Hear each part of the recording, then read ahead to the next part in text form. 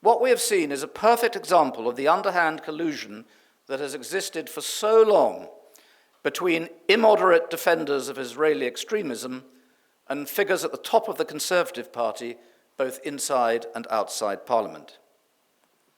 They've tried to threaten me, but I will not be bullied or silenced. I was interviewed on April the 4th by Nick Ferrari of LBC. In that interview, I called for an arms embargo and also accused some senior Conservative figures of not believing that illegal settlements were indeed illegal. I also accused them of promoting Netanyahu's extreme policies to the point where some should be sacked from the then government or expelled from the House of Lords.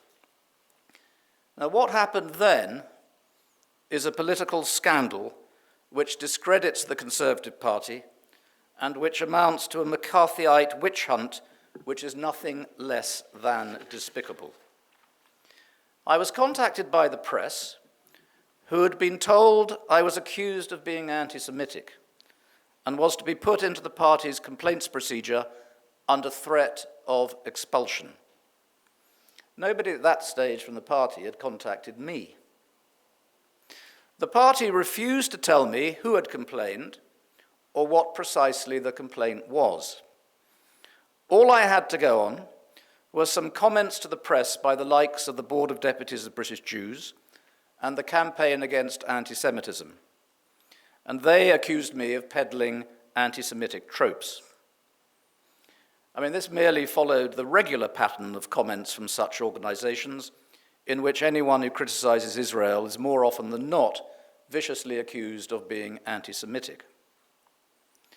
The party broke all its own rules by telling the press before telling me, by not saying what clause of their code I was supposed to have violated, and by refusing to give me a copy of the complaint I was required to answer. I nonetheless was required to offer a defense.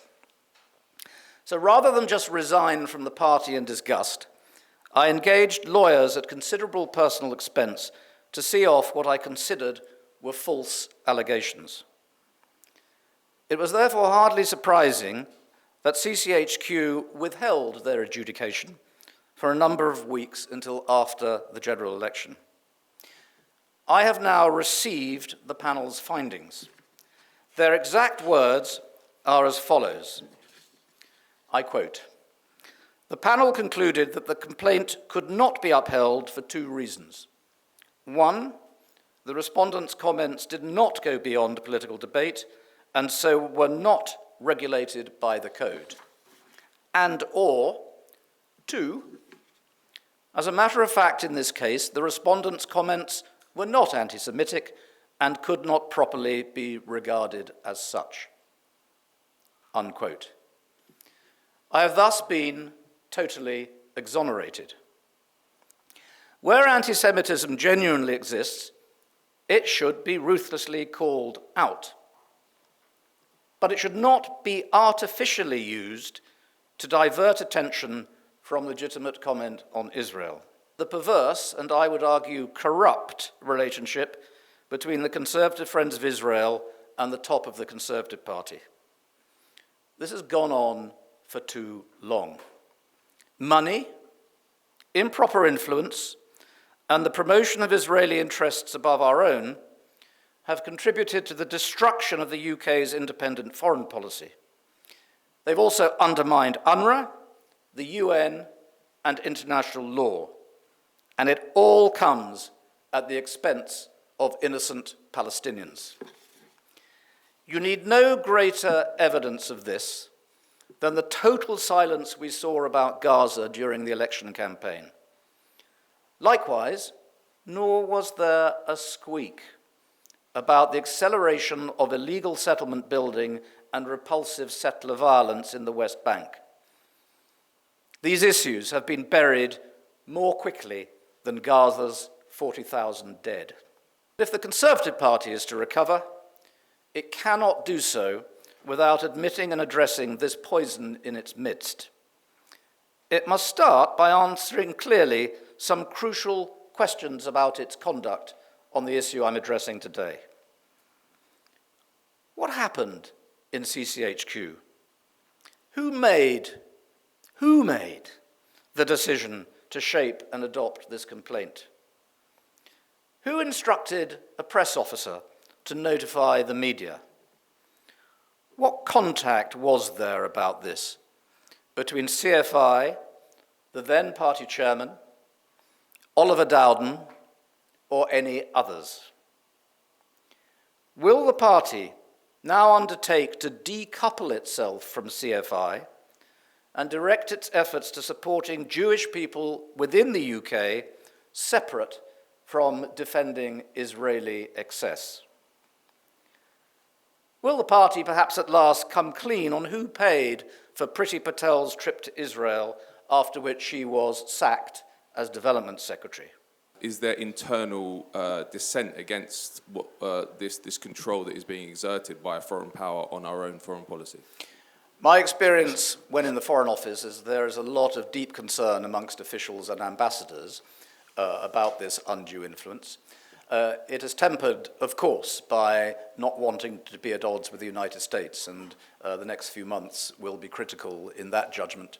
And that's always been the problem, that we don't dare sort of express our view clearly for fear of being at odds with a US president. But I think that what is crucial is that we do have our policy. But even the policy we do have is not properly supported by many in our own government, and that is my point. And there are senior figures in the Conservative Party who essentially have gone behind the backs of due and proper government processes, behind the backs of the Foreign Office, to work directly into and through Number 10 in order to distort that policy and not properly apply it.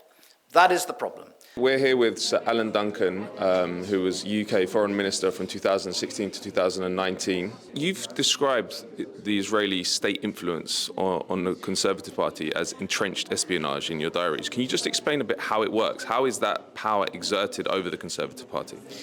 Well, we have a proper policy, and I don't object to the policy, which is that settlements are illegal, and that is formed, or has been formed over many years and held for many years, through a proper process, through officials, the Foreign Office, and then agreement with Number 10.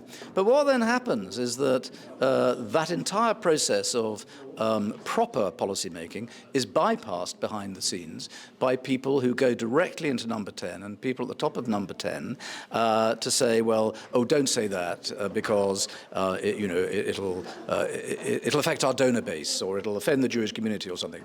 And so what they've done over many years is push policy outside a policy-making process to the point where various prime ministers have said, oh, we'll do this or do that, we'll proscribe this organization. And let's look at one, for instance, where Michael Gove was really very underhand on this, in my view, which was putting forward a bill to prevent local authorities from boycotting or even advocating a boycott of illegal Israeli goods. So this was in direct contravention of our stated policy and in support of illegality. And I just find that, which was the result of lobbying from the likes of Lord Pollack of the Conservative Friends of Israel, absolutely despicable. And can you just talk a little bit about how we've got to this point? Because you've been in the Conservative Party at senior positions for a long time now. It hasn't always been like this. They haven't had such control over the Conservative Party, have they? I mean, Margaret Thatcher definitely did policies which were detrimental to the Israeli state, and that happened. You can't imagine that now. Has there been a radicalization of the Conservative Party? I think this has grown exponentially over the last 25 years or something like that, born of donor money, a cabal at the top of the party who are like-minded, the growth of utter ignorance about quite what our international obligations are and what international law is, and indeed ignorance of the nastiness of what happens on the ground in the West Bank. I mean, there are too few people in the Conservative Party who call out violent Israeli settlers marauding across Palestinian land on the West Bank, cutting down olive trees, and then the systematic demolition of houses and land theft by the Israeli government itself. I mean, so long as Netanyahu is there, I consider them a rogue state. And are there many people like you at senior levels in the Conservative Party, or are you a lone figure? I know there's a few others that we know, like Crispin Blunt, but there doesn't seem to be many individuals that are willing to actually just, like you say, state government policy, which is it's not an extreme position. I mean, it shouldn't be difficult for any of them to state what is government policy, but they don't for fear of being attacked and undermined by the forces I've been describing. I think there are fewer and fewer people who really have that international experience. I mean, when you have a House of Commons full of local councillors, they're not going to know much about the West Bank. On Conservative Friends of Israel, because this is the main institution through which this power is exerted, as you say, through these trips that they often pay for new MPs to cultivate them into a certain way of thinking about this issue. Do you think Conservative Friends of Israel should be shut down, or at least have to reveal its funders? Because it seems to me it's outrageous that an institution within a political party that's that powerful doesn't have to reveal who its funders are. No, its funding is very opaque, and of course one of the great rules of political influence is always follow the money if you can. The word I used was decouple. The CFI, which is trying to impose the extreme policy of another country on UK foreign policy, should be decoupled from what needs to be and should be the proper support of the Jewish community in the United Kingdom. But the conflation of the two and the claim to represent Jewish opinion by the likes of the Board of Deputies and people who I think hold a rather extreme version of Jewish opinion should not be allowed to continue. What you need is the decoupling of domestic Jewish opinion from the foreign policy influence based on Israeli wishes. And do you hope that your victory is going to inspire people to fight back against the attempted destruction of people speaking out for Palestine? It will, if I have a bit of help from the world of journalism